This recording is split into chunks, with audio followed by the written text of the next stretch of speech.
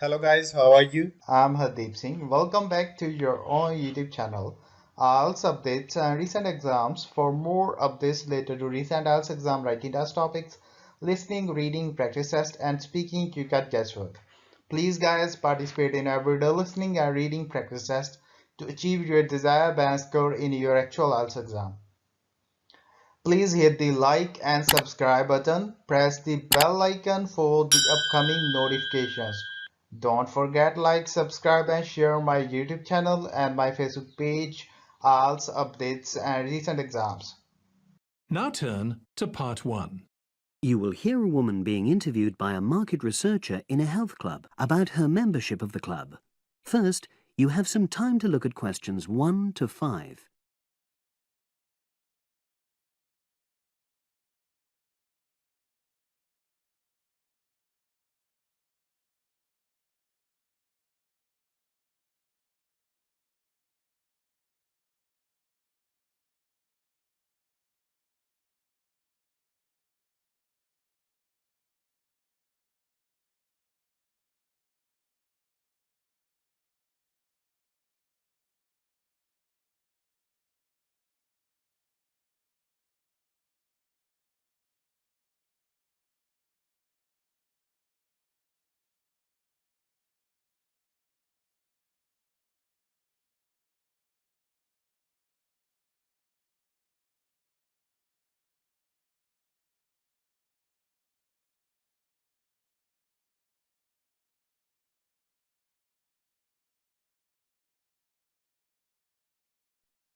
Now we shall begin. You should answer the questions as you listen, because you will not hear the recording a second time. Listen carefully and answer questions 1 to 5. Oh, excuse me. I wonder if you'd have the time to take part in some market research. What's it about? About this club and your experiences and opinions about being a member. It'll take less than 5 minutes. Oh, OK then, as long as it's quick. Can I start by taking your name? It's Selina Thompson. Is that Thompson? Yes. Okay, great. Thanks. And what do you do for a living? Well, I'm an accountant, but I'm between jobs at the moment. I understand. But that's the job I'll put down on the form. And would you mind my asking which age group you fall into? Below 30, 31 to 50, and above? Over 50, I think we can safely say. Great, thanks. And which type of membership do you have? Sorry, I'm not sure what you mean. Do you mean how long? No, is it a single-person membership? Oh, right, no, it's a family membership. Thanks. And how long have you been a member? Ooh, let me see. I was certainly here 5 years ago, and it was probably 2 to 3 years more than that. Shall I put down 8? Oh, I remember now. It's 9, definitely. Sorry. No problem. I've got that. And the last question in this first part is, what brought you to the club? Sorry? How did you find out about the club? Did you see any ads? Well, I did actually, but I have to say I wasn't really attracted to the club because of that. It was through word of mouth. So you were recommended by a friend? Actually, my doctor. I'd been suffering from high blood pressure, and he said the club was very supportive of people with that condition, so I signed up. Great, thanks. Before you hear the rest of the conversation, you have some time to look at questions 6 to 10.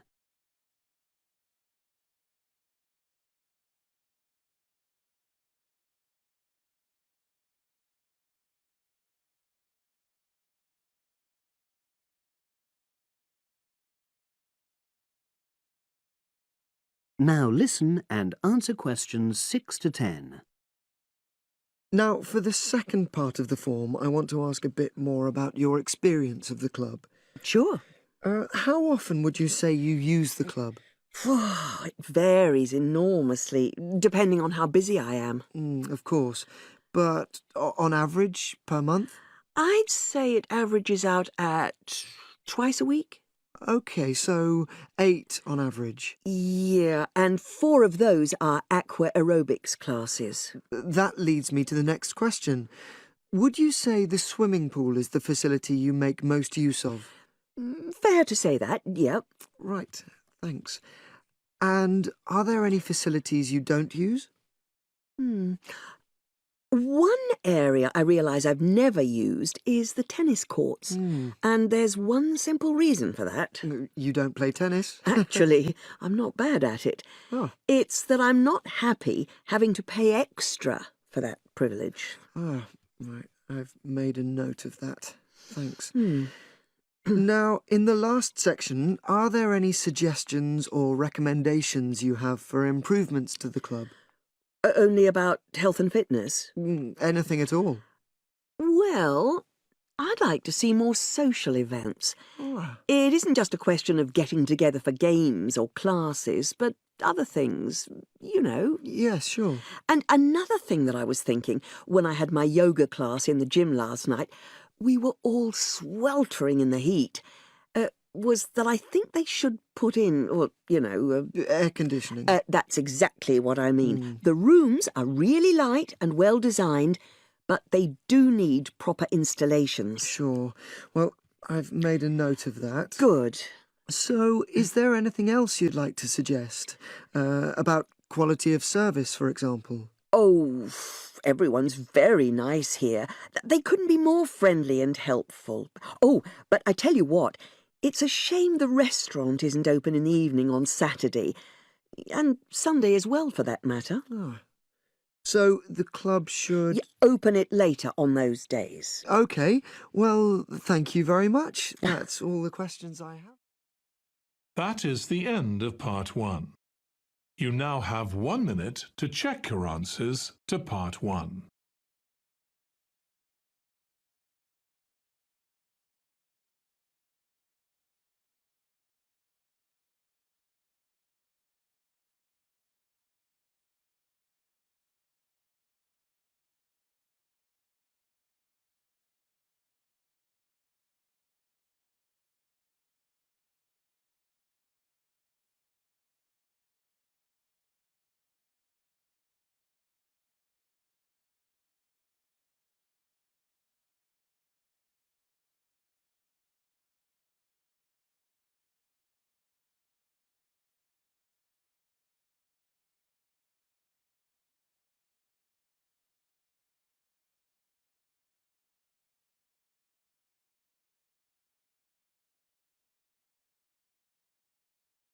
Part 2. You will hear a bank manager talking about money management. First, look at questions 11 to 15.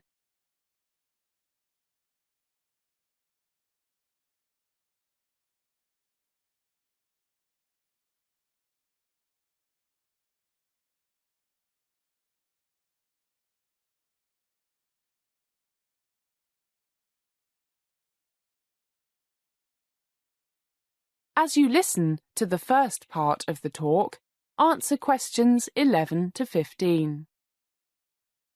Good morning, everybody, and welcome to one of the Hong Kong's bank's lectures on money management. I'm John Rogers, and I'm the manager here. Money, they say, makes the world go round. Well, it is true that your world can come to a grinding halt if you have no money. I know you all agree, because that is why you have come here today. Okay, money. What do we want to do with it? Most people want to enjoy the money they earn today, but also put some aside for a rainy day, the kids' education, that big house in the country you've always dreamed of, and, of course, retirement. In other words, they want to invest it. So let's talk for a little while on spending money wisely today, and then I'll talk about the various types of investment you can make. The first question is, how much of your income should you enjoy spending today, and how much should you save for the future? And the answer is different for different people. It depends on things like age, your health, how many children you have, etc.? Well, my initial answer is, write out a budget for the necessities: food, rent, mortgage, and loan payments, clothing, health insurance, things like that. When most people do this, they say to themselves, "My goodness, I really only need to spend £1,500 a month. So how come I always spend nearly £2,500? My mother used to tell me, look after the pennies and the pounds will look after themselves." What to do? Discipline. I suggest you take out the cash you need every week from the bank and keep a record of what you buy with your credit card. And you must strictly limit what you spend every month to, for example, your budget for essentials, plus an amount, say 10%, for a bit of entertainment if you want, and the unexpected, like house repairs, that birthday present you forgot about, things like that. If after 3 weeks you find that you have nearly spent your budget for the month, then stay at home for a week.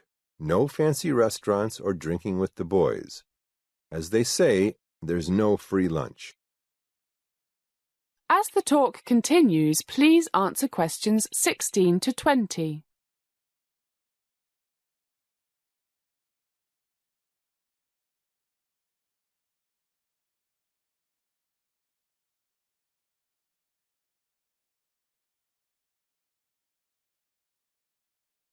Okay, so what do you do with the money you don't spend? Oh, one thing I forgot to mention. It's a good idea to always have some money in a current deposit at the bank in case of big surprises. Say 1,000 or so. Don't be tempted to use your credit card unless you absolutely have to. And get that safety cushion back in the bank as soon as you can. Right. So, what should you invest in? The list is endless. Real estate, stocks and shares, equity funds. Did I hear someone say gambling? Well, if you have a crystal ball, maybe. The government lottery? Someone once described it as a voluntary tax on fools. But I must admit I spend £1 or £2 on it every week, but no more. It brings a little bit of excitement into my life, even though I know I have a better chance of being struck by lightning than winning. Okay, let's start off with a basic principle. In general, the higher the potential for making a fortune by buying shares of a particular company, the one you have been told will be the next IBM in 3 weeks, the higher the risk. We've all heard about the dot-com bubble of several years ago. Some people made a fortune, but they got out before the market crashed. The majority of investors lost their shirts. Another basic principle, the balanced portfolio. A balanced portfolio means you have investments in a variety of things, from low-risk but low-return things to things like blue-chip stocks that are somewhat less predictable, but which will probably provide steady, if not spectacular, returns for years, to the riskiest of all, venture capital, where success could increase the value of your investment 100-fold, or failure could wipe it out. Well, why don't we break for a coffee now? Then I will talk about the most common form of share ownership, common stock, which makes you become a part owner of the company itself, with voting rights and entitlement to dividend distribution if there is one. That is the end of Part 2. You now have 30 seconds to check your answers to Part 2.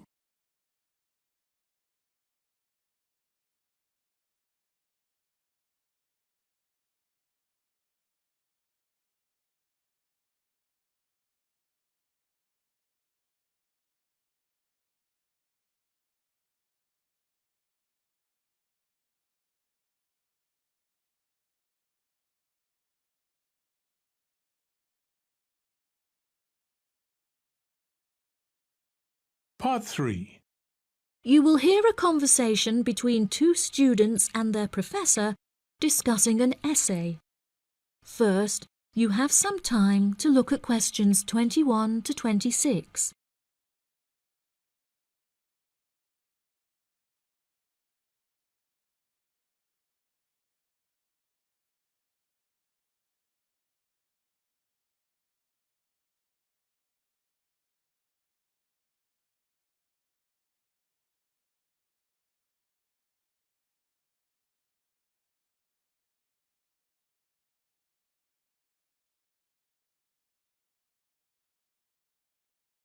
Now listen carefully and answer questions 21 to 26.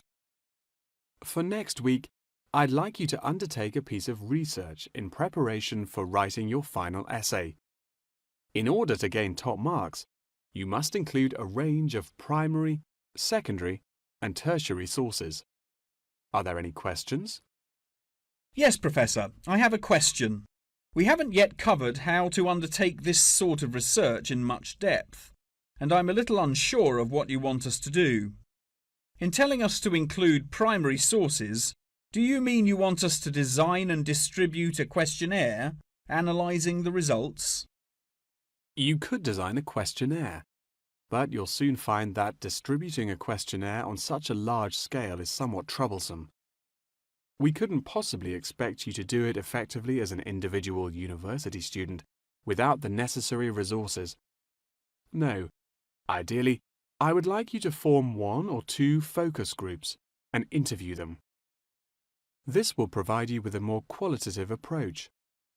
If your strengths lie in mathematics, please by all means take a more quantitative approach, but this will be more strenuous and time-consuming and isn't entirely necessary for the purpose of this study.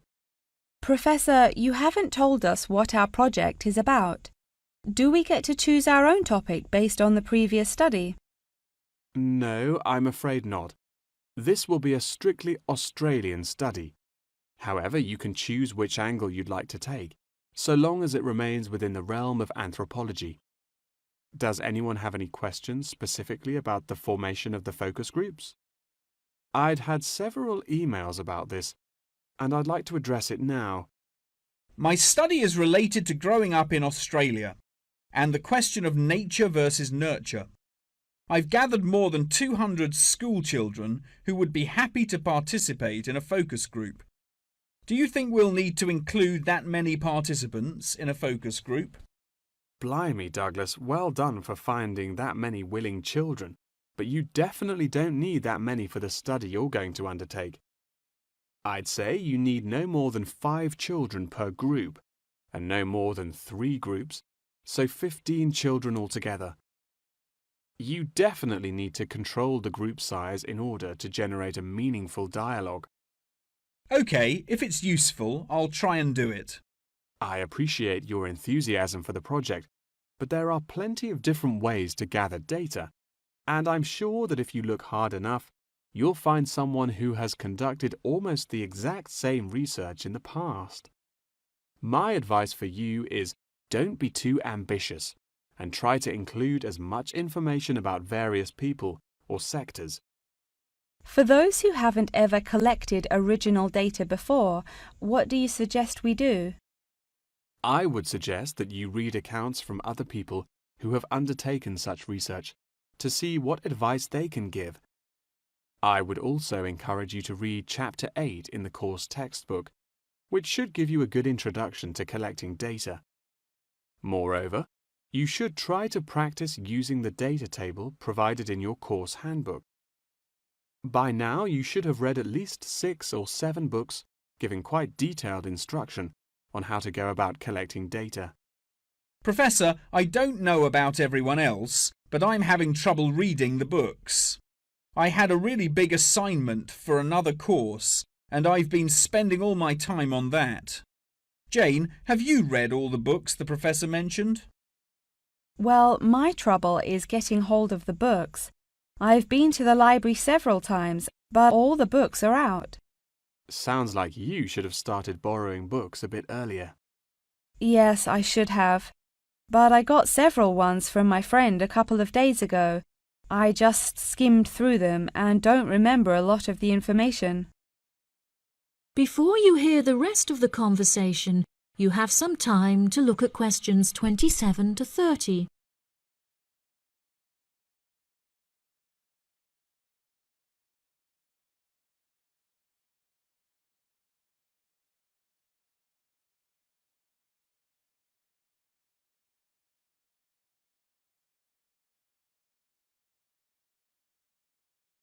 Now listen and answer questions 27 to 30. But now let's look at these things. We'll need to start thinking about which ones we'll definitely want to do for the project. OK, the first one here is the final report. If you like, we can work together on the research and data collection side of the project and doing the final write-up. Cool, that sounds good. I'm not sure how much I'd be able to contribute considering I haven't had a chance to read the course material, but I should be able to prepare some sheets and a list of questions that can be used during the focus group sessions. That sounds appropriate. I think so too. Do you think we'll need to write a letter to send to the participants, telling them the time and place for the interviews? Positive. I can take care of that. Well, that's great. I should also include a document for them to sign saying that they're happy to be voice recorded. Oh yes, of course, I forgot about the transcript. That'll likely be a big job, so let's do half each. I'll do one of the groups and you can do the other, OK? Sounds like a plan. That is the end of part 3.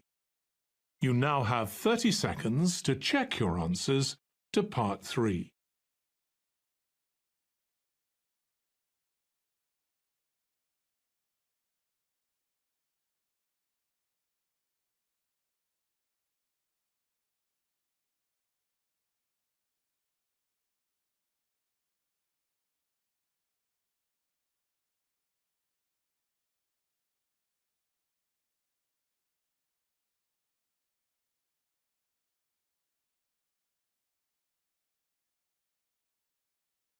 Part 4.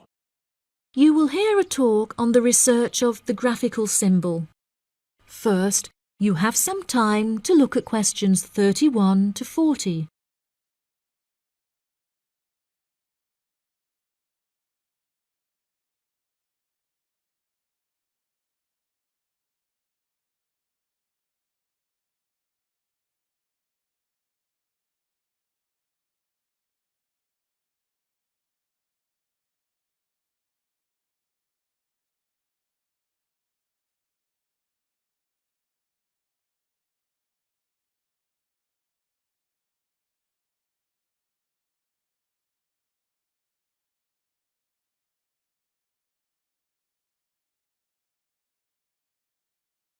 Now listen carefully and answer questions 31 to 40.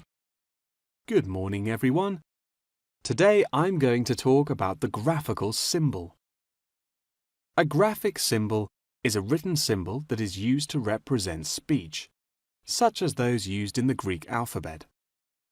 The term graphic symbol encompasses anything from the logographs used in Egyptian hieroglyphic writing to ancient Chinese pictograms. Early symbols were based on pictographs and ideograms before they were developed into logographic writing systems. These systems are still in use in some non-literate cultures in Africa, the Americas, and Oceania.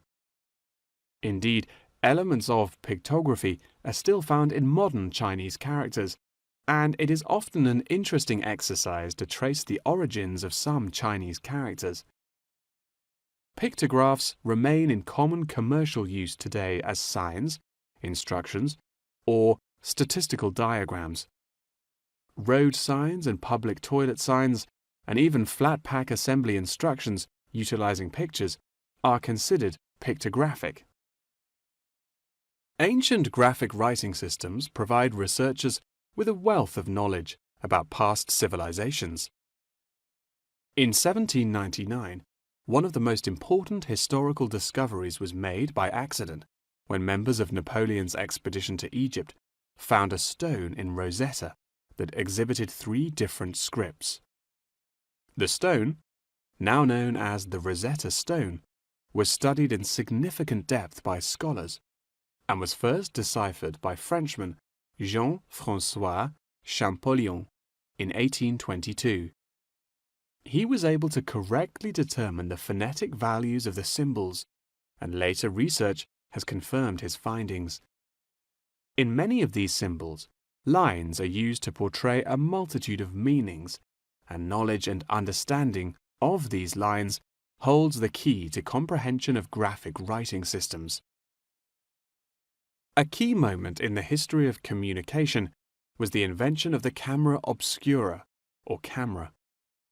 Although the concept can be traced back to the 5th century BC Chinese philosopher Mo Ti, the first photographic image was ultimately created in 1826 by Joseph Nicephore Nicephre. Photography, as it was later known, enables researchers to piece together and better understand history. Today, photography forms a huge part of everyday life, and most publications contain a vast number of photographs. Photography is used in advertising and is now becoming a way to increase awareness of existing world issues.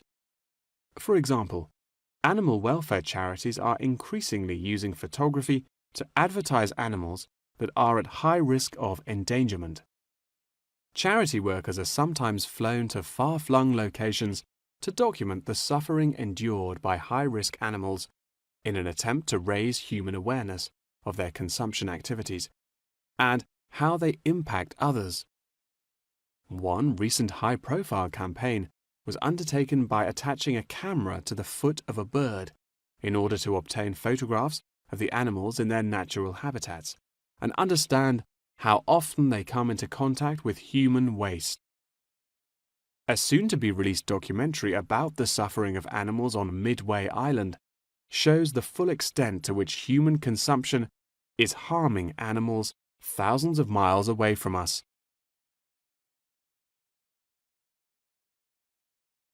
As photography continues to progress, with the use of drones now becoming somewhat commonplace, we should expect more and more objects to be included in the future, expanding the horizon of photography ever further. Indeed, the downward pressure on traditional media prices means that media companies are being forced to get creative on how to make a profit. Many have found that the answer to this lies in advertising, and companies are now willing to devote a large portion of their budgets to advertising in newspapers. By the same token, marketing has become an essential part of a company's business model, often meaning the success or failure of a company. As a result, much time and money has been pumped into the development of effective branding, with attractive packaging playing a large role in this. However, many governments are now seen to be cracking down on marketing and packaging in an attempt to protect consumers from being misled. In particular, tobacco companies are now subject to ever-increasing regulation. For example, in the United Kingdom, legislation is soon to pass preventing any form of branding or differentiation on cigarette packaging in efforts to curb the harmful effects of smoking.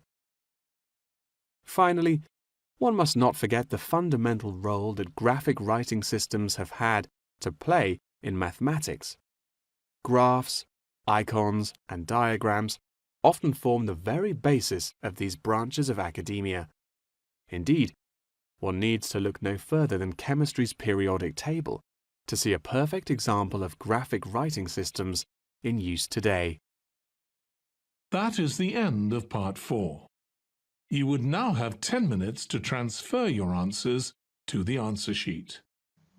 So guys, don't forget like, subscribe and share my YouTube channel and my Facebook page, IELTS updates and recent exams. For more updates related to recent IELTS exam writing test topics, listening, reading, practice test and speaking, you got guesswork.